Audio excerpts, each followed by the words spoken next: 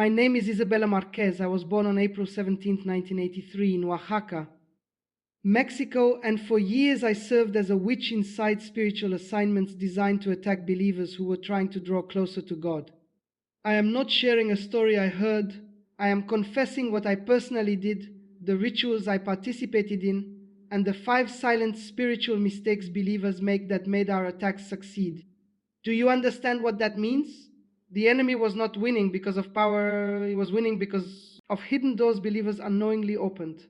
What I am about to reveal is dangerous knowledge that witches do not want believers to understand, because once you know this, their assignments begin to fail. So listen carefully, like this video comment. Share it with every believer you know. And do not leave this video early, because the last mistake is the one we targeted the most. If you stay with me until the end, you will see how believers unknowingly block their own connection to God, and why the spiritual attacks against them suddenly began to work. You would be shocked if you knew how many believers we never needed to attack directly. Not because we lack power, but because they quietly opened the door themselves. Inside the coven where I once served, we studied believers very carefully. Not their churches, not their sermons, not their public prayers. We studied their private habits. And the most common doorway we used was something believers often dismissed as harmless, small, spiritual compromises, tiny decisions, little moments of disobedience, private behaviors no one else could see. Believers think the enemy only gains access through major sins. But inside the occult world, we knew something many churches rarely teach. The enemy rarely enters through the front door. He enters through the cracks. Let me tell you something I personally witnessed. There was a man our group targeted during one of our spiritual assignments. He was a believer. He prayed. He attended church every week. He even fasted regularly. But our leaders were not intimidated by his religious activity, because they had already discovered something about him, something small, something hidden. He had a habit of entertaining thoughts and media that slowly polluted his spirit. Late at night, he would scroll through content he knew he should avoid. Images, videos, conversations. Nothing extreme enough to shock people, but enough to slowly weaken his spiritual sensitivity. Inside our rituals, that weakness mattered. Because when a believer slowly dulls their spiritual sensitivity, something dangerous happens. Their connection to God becomes quieter. The conviction becomes softer. The discernment becomes blurred. And once that happens, spiritual attacks become easier. Let me explain how we use this. When believers lived in full spiritual discipline, attacking them was extremely difficult. Their prayers had authority. Their spiritual awareness was sharp. They sensed danger quickly. But when small compromises entered their life, something shifted. Their prayer life began to weaken. Their focus during prayer became scattered. Their spiritual alertness started fading. And that is exactly what we were waiting for. I remember one night during a ritual where our leader said something that still chills me today. He said, "Do not attack the strong believer. Wait for the moment they become distracted." And distraction almost always came through small compromises, not rebellion. Open sign, just quiet, slow drift. You see, believers often believe their connection to God disappears suddenly. But that is not what I witnessed. It fades slowly, like a dimming light.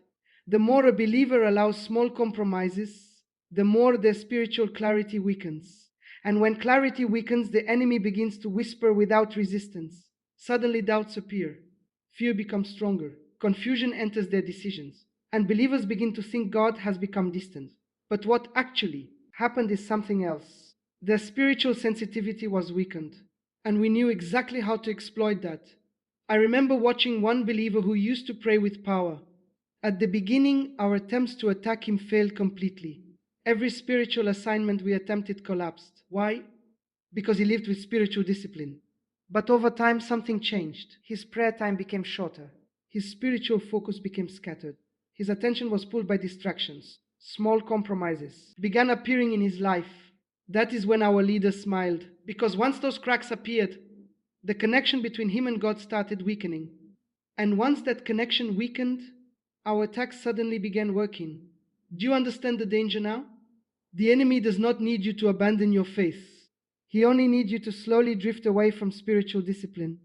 And that drift almost always begins with things believers consider harmless: a small habit, a private indulgence, a moment of spiritual laziness.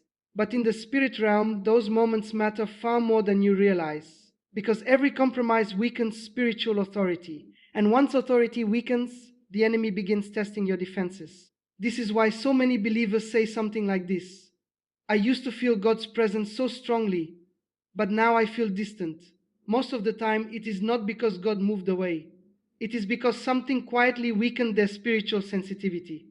That is exactly the weakness we were trained to look for. And when we saw it, we acted immediately. But here is the truth the enemy never wants believers to understand. The moment you restore discipline, the connection to God returns with power. When believers close those small doors, when they return to spiritual focus, when they remove the quiet compromises, something powerful happens. The clarity returns. Discernment becomes sharp again. Prayer regains authority. And spiritual attacks begin collapsing again. I witnessed this happen more than once. Believers we thought we had weakened suddenly became impossible to touch again. Why? Because they corrected the small compromises. They returned to spiritual discipline. And once they did, our assignments failed again. That is why this first mistake is so dangerous, because it is quiet, subtle, easy to ignore, but spiritually devastating if it continues. And what I am about to reveal next is even more dangerous, because the second mistake is something which is actively afraid believers would continue doing, something that completely blocks spiritual protection without them realizing it. There was one condition our coven searched for more than almost anything else: not weakness, not ignorance, not even fear. We searched for something far more powerful: unforgiveness. You may not realize this, but inside the occult world we understood a spiritual law many believers ignore. A believer who refuses to forgive becomes spiritually exposed. And when that door opens, it weakens their connection with God in ways they rarely understand. I remember one particular assignment that revealed this truth clearly. There was a woman our group had been observing for months. She loved God deeply. She prayed often. She worshipped passionately. Her spiritual life was strong. And for a long time, none of our attempts to influence her worked. Every spiritual attack failed. Our rituals could not reach her. But one day something changed. Not in her church, not in her prayer life, but inside her heart. Someone close to her betrayed her. A trusted friend lied about her and damaged her reputation. The pain was deep. The humiliation was public. And slowly, something began forming inside her: resentment. At first, it seemed justified. Anyone in her situation would have felt wounded. But as the days passed, that wound began turning into something darker: bitterness, anger, silent hatred. She still prayed. She still attended church. She still spoke about faith. But inside, her heart forgiveness was gone. And that is when our leaders said something that shocked me. They said, now the shield has cracks, because unforgiveness does something spiritually dangerous. It binds your heart to the very pain that wounded you. And when that happens, your spiritual focus shifts. Instead of peace, your thoughts replay the offense. Instead of prayer, your mind replays arguments. Instead of trust, your heart becomes defensive. The connection with God becomes blocked by the emotional weight you carry. And that is exactly what we needed. Inside our rituals, we targeted the emotional wounds believers refuse to release. Because unforgiveness creates spiritual turbulence. Your mind becomes restless. Your spirit becomes heavy. Your prayers lose clarity. And when that happens, the enemy begins whispering again. Thoughts like, they deserve punishment. You should never trust anyone again. You have every right to hold on to this anger. But those whispers have a purpose. They keep the wound alive. And the longer the wound stays alive, the weaker your spiritual defenses become. Let me tell you something many believers never realize. Inside our coven, we never needed believers to openly hate people. We only needed them to refuse to release the offense. Because once bitterness takes root, it spreads quietly. It affects how you think, how you speak, how you see others, even how you see God. You begin questioning justice. You begin doubting protection. Begin wondering why God allowed the pain. And slowly the intimacy between you and God becomes strained. That is the moment when spiritual attacks become easier. I witnessed this pattern repeatedly. Believers who once had powerful spiritual authority suddenly became vulnerable. Not because they stopped believing in God, but because their hearts were carrying something heavy, something unresolved, something poisonous. And the enemy thrives in unresolved wounds. I remember watching the woman I mentioned earlier. Before the betrayal, our rituals could not reach her. Her prayers were strong.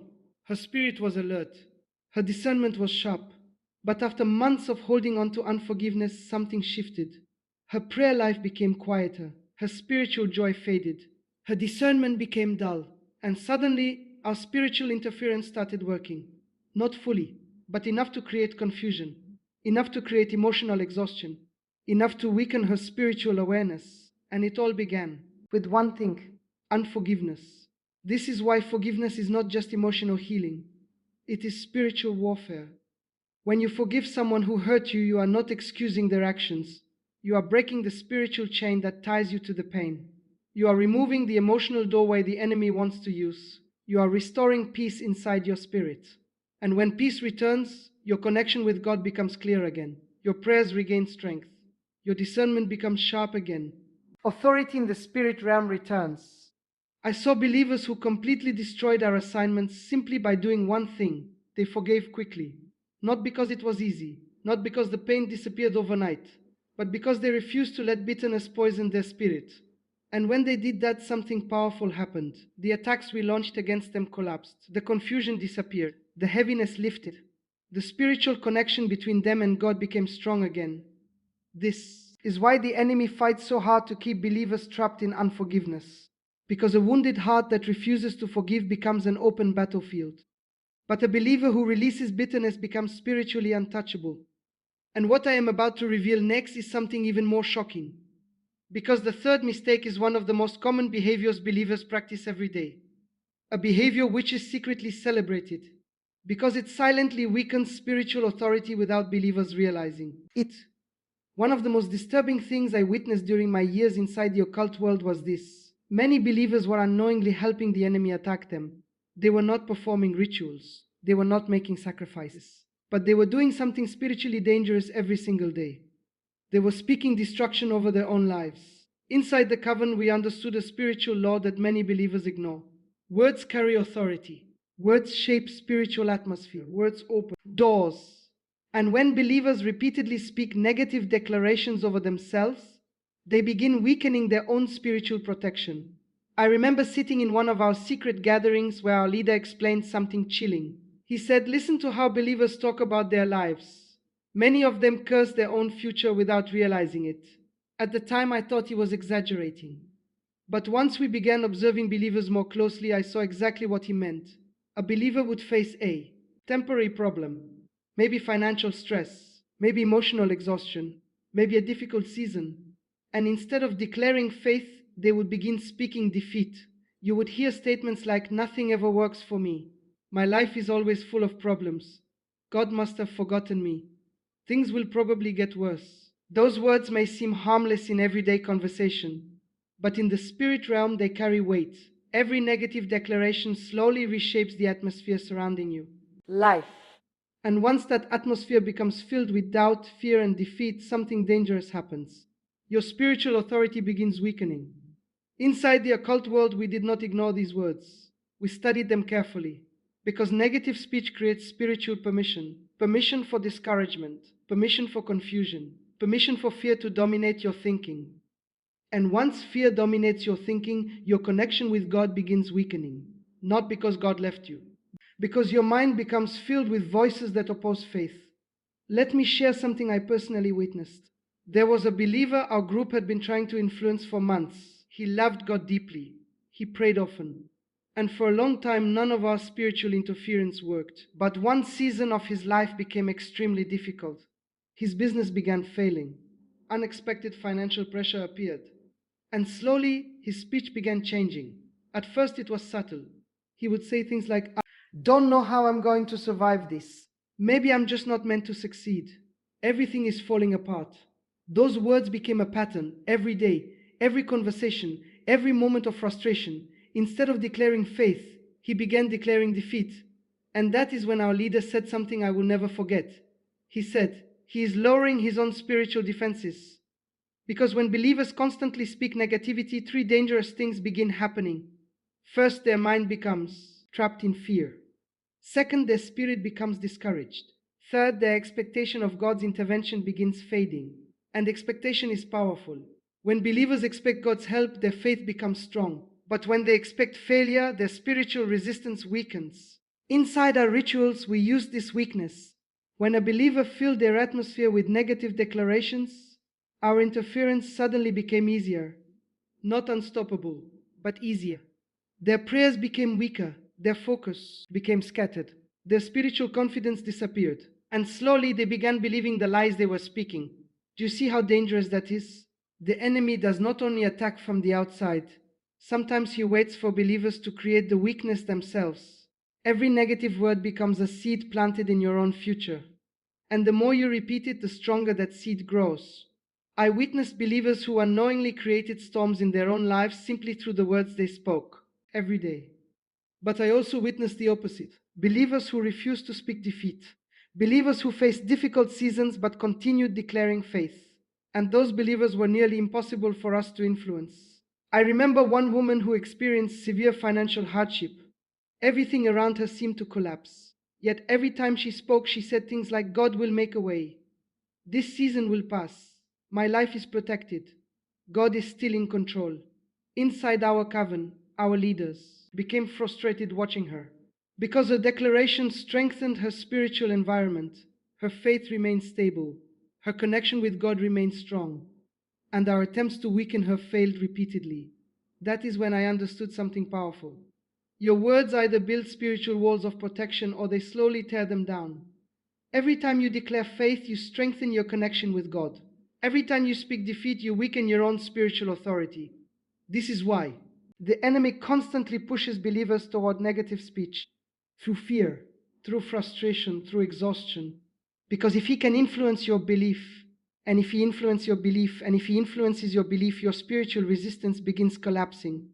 But the moment you take control of your words, something powerful happens. Faith returns, confidence returns, clarity returns. Your prayers regain authority. Your spirit becomes strong again. And the enemy loses the atmosphere. He needs to operate. Yet the final mistake I am about to reveal is the one we relied on the most. It is the most common mistake believers make, and it silently disconnects them from God's guidance without them realizing it. This final mistake was the one our coven depended on the most. Not rituals, not curses, not dark ceremonies. Just one silent weakness many believers slowly develop. They stop spending quiet, focused time with God. You might think this sounds simple, but inside the occult world, we understood something many believers underestimate. A believer who maintains daily intimate time with God becomes extremely difficult to influence, not because they become perfect, but because their spiritual awareness becomes sharp, their discernment becomes active, their spirit becomes alert. And an alert believer is dangerous to the kingdom of darkness. That is why the enemy works relentlessly to attack one specific habit: your quiet time with God.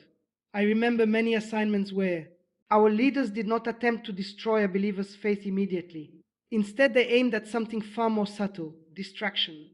They knew if they could slowly fill a believer's life with constant noise, responsibilities, stress, and entertainment, that believer would eventually lose their daily connection with God.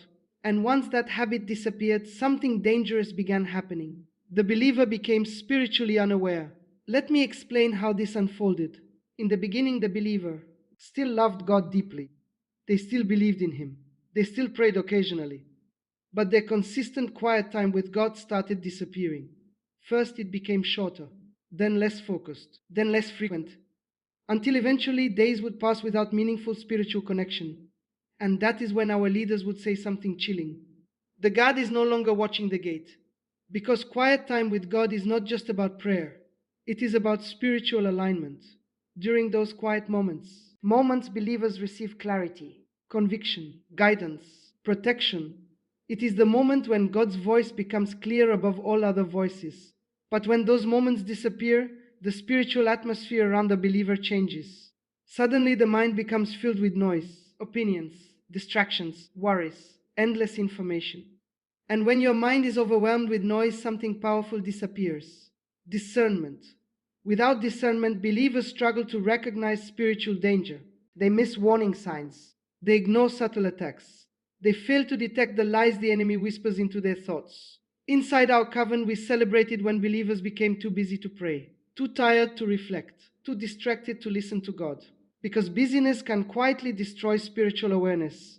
I remember observing one man who had once been deeply devoted to God. Every morning he prayed. Every evening he reflected. His spiritual life was strong, and every attempt we made to influence his decisions failed. But life became busy. Work demands increased. Family pressures appeared. Responsibilities multiplied. None of those things were evil. They were normal parts of life. But slowly his quiet time with God began disappearing. First it became rushed, then inconsistent, then completely absent. And when that happened, something remarkable occurred. His spiritual sensitivity faded. He stopped recognizing subtle spiritual warnings.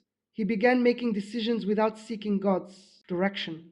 Confusion entered areas of his life that once had clarity. Inside our rituals, we could see the difference clearly. Before losing his quiet time with God, he was spiritually shielded. But once that connection weakened, our interference became possible. Not because he abandoned God, but because he stopped maintaining daily intimacy with him. This is why the enemy constantly fills modern life with endless distractions, constant notifications, endless entertainment, non-stop activity. Because a distracted believer becomes spiritually vulnerable, not immediately, but gradually, quietly. And most believers never realize what is happening until confusion and frustration begin appearing in their lives. But here is the truth that changed everything for me after I left the occult world. The moment believers restore their quiet time with God, everything begins shifting again. Clarity returns, discernment sharpens, peace fills the mind, spiritual authority strengthens, and the enemy loses access. I witnessed believers who completely dismantled our spiritual assignments simply by restoring their daily connection with God. They returned to prayer. They returned to reflection. They returned to listening. And suddenly every attempt to confuse them failed again. Their decisions became wise. Their peace returned. Their spiritual strength became undeniable. That is why this final mistake is so dangerous, because it is not dramatic, it is not obvious, it is simply the quiet disappearance of the most important relationship in your life. But the moment you restore that relationship, your connection with God becomes strong again. And once that connection becomes strong, no darkness can overpower it. Now you understand the truth many witches never wanted believers to hear. These spiritual mistakes silently weaken your connection with God. But the moment you correct them, your authority returns. You are not powerless. You are not abandoned. Your spiritual strength was never gone. It was only waiting for you to reclaim it. If this revelation opened your eyes, comment below and declare, "My connection with God is restored." Share this video with every believer you know, because someone you love may be unknowingly walking through these spiritual traps right now. And remember this, you stayed until the very end for a reason. Because the moment truth is revealed, darkness loses its power over your life.